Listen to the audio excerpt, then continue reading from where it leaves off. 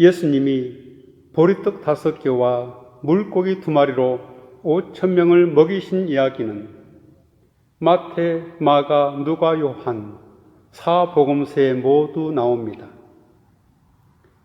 이는 초기 그리스도인들에게 널리 알려진 이야기입니다. 요한 복음서에서는 예수님이 갈릴리 바다 건너편으로 가셨다는 말로 이 이야기를 시작합니다. 이 일이 있은 지 얼마 후에 예수님께서는 갈릴리 바다 곧 디베리아 바다 건너편으로 가셨습니다. 그러자 많은 사람들이 예수님의 뒤를 따랐습니다. 그것은 사람들이 예수님께서 병든 사람에게 행하시는 표적을 보았기 때문입니다. 그들은 예수님을 특별한 인물로 생각하고 몰려든 것입니다. 예수님께서는 산에 올라가 제자들과 함께 거기 앉으셨습니다. 때는 유대인의 명절인 유월절 무렵이었습니다. 예수님께서는 눈을 들어 많은 사람들이 자기에게로 몰려오는 것을 보시고 빌립에게 말씀하셨습니다. 우리가 어디에서 떡을 사다가 이 사람들을 먹이겠느냐? 예수님께서는 빌립이 어떻게 하나 보시려고 이렇게 질문하신 것일 뿐 사실 자기가 하실 일을 미리 알고 계셨습니다. 예수님의 질문에 빌립은 당황한 것으로 보입니다. 빌립이 예수님께 이렇게 대답했습니다. 여기는 한 사람 한 사람이 떡을 한 입씩만 먹는다 해도 그 떡을 사려면 200데나리온은 좋게 있어야 할 것입니다. 한 데나리온은 노동자의 하루 품삯입니다. 200데나리온을 요즘 가치로 환산한다면 최소 2만 달러는 될 것입니다. 이 정도의 돈이 예수님 일행에게는 없습니다. 있다 해도 지금은 먹을거리를 장만할 만한 정황이 아닙니다. 큰 시장이 아니라 인가에서 멀리 떨어진 들판에 있기 때문입니다. 그때 예수님의 제자 중 한 사람인 시몬 베드로의 동생 안드레가 말했습니다. 여기 한 소년이 가지고 온 보리떡 5개와 물고기 2마리가 있습니다. 하지만 이것만 가지고 이렇게 많은 사람들을 어떻게 먹이겠습니까? 보리떡을 들고 온 아이는 눈치가 빨랐던 것으로 보입니다.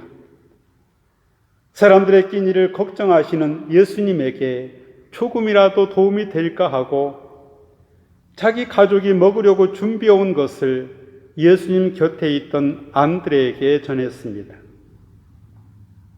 200데나리온으로도 부족하다는 빌립의 계산과 보리떡 5개뿐이라는 안드레의 보고는 당시 상황에 대한 정확한 판단입니다.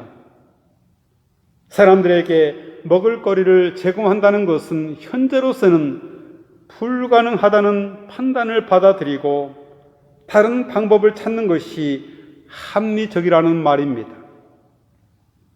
그 순간 아무도 예상하지 못한 일이 벌어집니다. 예수님께서 말씀하십니다. 사람들을 모두 앉으라고 하여라. 그곳은 넓은 풀밭이었습니다. 그들이 앉았는데 남자의 수가 5,000명쯤 되었습니다. 그때 예수님께서는 떡을 들고 감사 기도를 드리신 후 그곳에 앉아있는 사람들에게 그들이 원하는 만큼씩 나누어 주셨습니다. 예수님께서는 물고기를 가지고도 그렇게 하셨습니다. 사람들은 모두 배불리 실컷 먹었습니다. 식사가 끝났을 때 예수님께서 제자들에게 말씀하셨습니다. 먹고 남은 부스러기를 다 모으고 하나도 버리지 말아라. 그래서 제자들은 남은 음식들을 모았습니다. 보리떡 5덩이로 사람들이 먹고 남은 조각을 모으니 큰 광주리로 12개나 되었습니다. 이 오병이어 이야기를 바르게 이해하려면 성경이 말하는 몇 가지 관점이 필요합니다. 마태복음 4장에는 예수님이 공생애를 시작하시면서 마귀에게 시험 받는 장면이 나옵니다. 첫 시험은 돌을 떡으로 만드는 능력에 대한 것입니다. 정말 매력적인 능력입니다. 시험하는 자가 예수님께 나와 이르되 네가 만일 하나님의 아들이거든 명하여 이 돌들로 떡덩이가 되게 하라. 예수님은 마귀의 유혹을 거절하셨습니다. 사람이 떡으로만 살 것이 아니요 하나님의 입으로부터 나오는 모든 말씀으로 살 것이라 하였느니라. 예수님은 초능력으로 먹고 사는 문제를 해결하는 게 아니라 하나님 나라를 바르게 선포하는 것을 자신의 소명으로 여기셨습니다. 출애굽기 16장에 그 유명한 만나와 메추라기 사건이 나옵니다. 이스라엘 백성들은 6월절의 기원인 출애굽 이후 광야에서 40년을 지냈습니다. 그들에게 가장 중요한 것은 먹는 문제였습니다. 광야 생활 초반에 먹을거리가 떨어지자 모세의 리더십은 위기에 봉착했습니다. 이스라엘 공동체가 붕괴될 위기의 순간이었습니다. 그때 하나님은 그들에게 매일 적당한 양의 만나를 공급하셨습니다. 하나님이 저들의 생존을 보장하신다는 증거가 바로 만나였습니다. 예수님 당시 유대인들은 메시아가 오시면 만나 사건과 같은 일이 다시 일어날 것을 기대했습니다. 초기 그리스도인들은 오병이어를 만나 사건과 같은 것으로 받아들였습니다. 그러므로 만나 사건의 관점에서만 오병이어는 신앙적 정당성이 확보됩니다. 오늘 본문 4절에 그때가 마침 유대인의 명절인 유월절이 가까웠다고 언급합니다. 그것은 앞으로 전개될 오병이어가 만나 사건이라는 관련성 사실에 대한 암시입니다. 오병이어 이야기를 통해 성경 기자가 전달하려는 메시지 핵심은 14절에 나옵니다. 사람들은 예수님께서 행하신 표적을 보고 말했습니다. 이분이 이 세상에 오신다던 그 예언자가 틀림없다. 그들에게 있어서 예수님은 제2의 모세였습니다. 삶은 고달프고 로마 제국의 억압은 계속됩니다. 그런 상황에 이제 그들에게 제2의 모세가 나타났으니 흥분하지 않을 수가 없습니다. 그래서 그곳에서 오병이어로 배불리 먹은 사람들은 출애굽 사건, 구원의 유월절 식사, 그리고 광야에서 열흘 동안 공급된 기적의 만나 등이 얼른 머릿속에 떠올랐습니다. 그뿐 아니라 신명기 18장 15절 너희 하나님 여호와께서는 너희를 위해 너희 형제들 가운데서 나와 같은 선자를 일으키실 것이다. 너희는 그에게 귀 기울여야 한다. 모세의 이 말씀을 떠올리며 그들은 새로운 모세가 그곳에 그들과 함께 있는 것이라고 열광했습니다. 그리고는 이렇게 결론을 내립니다. 이는 참으로 세상에 오실 그 선지자라. 그래서 군중들이 예수님을 왕으로 옹립하려고 했습니다. 예수님께서는 사람들이 억지로 자기를 모셔다가 왕으로 삼으려고 한다는 것을 아셨습니다.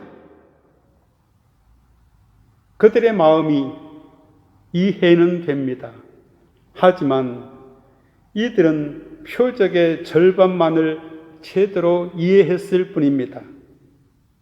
그 오병이어의 표적에서 그들이 예수님이 하나님으로부터 오셨다는 것과 예수님이 그들을 구원으로 이끄시고 기적의 식사를 마련하신다고 본 것은 옳았습니다. 그러나 그들이 예수님을 로마의 통치로부터 자신들을 해방시켜 줄 왕으로 강제 추대하라는 명령으로서 그 표적을 받아들인 것은 오해였습니다. 그래서 예수님은 다시 그곳을 떠나 혼자서 산으로 올라가셨습니다. 이런 일이 있고 난 후 몇 년 뒤 예수님은 로마 총독 빌라도에게 재판을 받으십니다. 빌라도가 예수님께 이렇게 물었습니다. 당신이 유대인의 왕이요? 당시 유대 사회에서 실제로 예수님을 왕으로 세워보려는 움직임이 일어났던 것으로 보입니다. 오늘날에도 사람들은 왕을 찾습니다. 먹고 사는 문제를 해결하라는 군중들의 요구에 부응하는 정치인들은 어디서나 최고의 지도자가 될 수 있습니다. 그래서 경제 지도자가 왕의 기능을 감당합니다. 만약 대기업 총수가 전 국민에게 월 5,000달러 수입을 보장해 준다고 약속하고 그 약속이 확실히 지켜지기만 한다면 아마도 국민은 그를 대통령으로 뽑으려고 할 것입니다. 억지로 붙들어 왕으로 삼으려 하자 예수님은 사람들을 피해 산으로 자리를 옮기셨습니다. 군중이 원하는 길이 자신의 길과 달랐기 때문입니다. 빌라도가 당신이 유대인의 왕이냐고 물었을 때 예수님은 다음과 같이 대답하셨습니다. 내 나라는 이 세상에 속한 것이 아니요 나의 나라가 세상에 속한 것이라면 나의 부하들이 싸워서 유대 사람들이 나를 체포하지 못하도록 막았을 것이요 그러나 사실 내 나라는 이 세상에 속한 것이 아니요. 그러자 빌라도는 다시 예수님께 반문했습니다. 그러면 당신이 왕이란 말이요? 예수님은 빌라도에게 다시 대답하셨습니다. 당신이 말한 대로 나는 왕이요. 빌라도는 지금 예수님의 이 말씀을 이해하지 못하고 있습니다. 그의 머릿속에는 이 세상에서 강력한 권력을 행사하는 왕만이 자리하고 있기 때문입니다. 당연합니다. 빌라도의 세계는 철저하게 권력 지향적 질서입니다. 그는 거기에 잘 적응을 해서 지금의 총독의 자리에까지 올랐고 앞으로 운이 좋으면 황제 자리에도 올라갈 수 있을 것입니다. 그래서 그는 예수님이 유대인들에게 체포되고 로마 법정까지 오게 된 것을 이해할 수 없었습니다. 아무런 권력도 없는 왕이라니 이게 무슨 왕입니까? 예수님 당시 이스라엘 사람들도 빌라도의 생각과 다르지 않았습니다. 먹고 사는 문제를 해결해 주는 지도자야말로 그들에게 필요한 왕이었기 때문입니다. 그러니 예수님은 그런 그들의 왕이 될 수 없었습니다. 예수님은 그들의 기대나 요구에 응하는 길을 갈 수 없었습니다. 그것이 생명을 얻는 절대적인 길이 아니었기 때문입니다. 그래서 예수님은 군중들의 곁을 떠나 혼자서 산으로 물러가셨습니다. 그렇다면 예수님은 어떤 나라의 왕이실까요? 그의 나라는 어디에 있나요? 십자가에서 처형당한 자가 왕이라니 말이 될까요? 예수님의 나라는 생명의 나라입니다. 죄가 아니라 의의 나라입니다. 영원한 안식이 있는 나라입니다. 구원의 나라입니다. 해방과 평화와 정의의 나라입니다. 하나님의 나라입니다. 그런데 빌라도는 로마 제국의 이데올로기가 세상을 구원할 수 있다고 생각했습니다. 지금의 정치 지도자들이 쏟아내는 정치 구호가 그것입니다. 오병이의 표적을 경험한 군중들도 하나님의 기적을 실행할 수 있는 사람만이 세상을 구원한다고 생각했습니다. 그들은 예수님을 통해서 자신들의 욕망을 실현해 보고 싶어 했습니다. 그러나 자신들의 욕망이 실현될 가능성이 없다는 생각이 들었을 때 그들은 예수님을 포기했습니다. 이 때문에 많은 사람들이 떠나갔고 더 이상 예수님과 함께 다니지 않았습니다. 종교적인 군중과 정치적인 빌라도 모두 예수님의 생각하시는 생명나라가 무엇인지 전혀 이해하지 못했습니다. 오병이어에 대한 예수님의 해석이 6장 32절과 33절에 나옵니다. 내가 진실로 진실로 너희에게 이르노니 모세가 너희에게 하늘로부터 떡을 준 것이 아니라 내 아버지께서 너희에게 하늘로부터 참떡을 주시나니 하나님의 떡은 하늘에서 내려와 세상에 생명을 주는 것이니라. 그러면서 예수님은 자신이 생명의 떡이라고 말씀하십니다. 요한복음 6장 35절입니다. 나는 생명의 떡이다. 내게 오는 사람은 결코 줄이지 아니할 것이요 나를 믿는 사람은 영원히 목마르지 않을 것이다. 오늘 정치, 경제, 사회는 돈을 절대화하고 있습니다. 구약 성서의 선자들이 고대 이스라엘을 바알 숭배에 물들었다고 비판한 이유도 여기 있습니다. 바알은 가나안 사람들이 섬긴 풍요의 신 타산의 신이었습니다. 돈을 최고의 가치로 여기는 세상에서는 예수님은 왕도 아니고 그리스도도 아닙니다. 이런 세상의 주인은 오병이어의 기적을 일으키라고 예수님을 압박하는 군중들입니다. 그리고 로마 정치를 절대화하는 빌라도 총독입니다. 그런 그들은 예수님을 제거해야만 했습니다. 왜냐하면 예수님에 의해서 자신들의 감추어져 있던 민낯이 노출되었기 때문입니다. 그들은 예수님께 기적을 요구했지만 정작 예수님이 행하시는 표적으로서의 그 기적의 의미에 대해서는 마음을 닫았습니다. 요한복음서에서 표적 곧 세메이오는 예수님의 신성을 보여주기 위한 상징으로서의 기적을 말합니다. 그러므로 이 오병이어의 기적은 예수님을 구원자로 나타내는 위대한 표적들 중 하나였습니다. 그러나 구원에 대한 잘못된 이해에 입각해서 자기를 왕으로 삼으려는 움직임을 보시고 예수님은 피하셨습니다. 내가 진실로 진실로 너희에게 말한다. 너희가 나를 찾는 까닭은 표적을 보았기 때문이 아니라 떡을 먹고 배가 불렀기 때문이다. 같이 기도하겠습니다. 은혜로우신 하나님, 하나님의 모든 자녀에게 말씀을 사모하고 진리를 갈망하는 마음을 주셨습니다.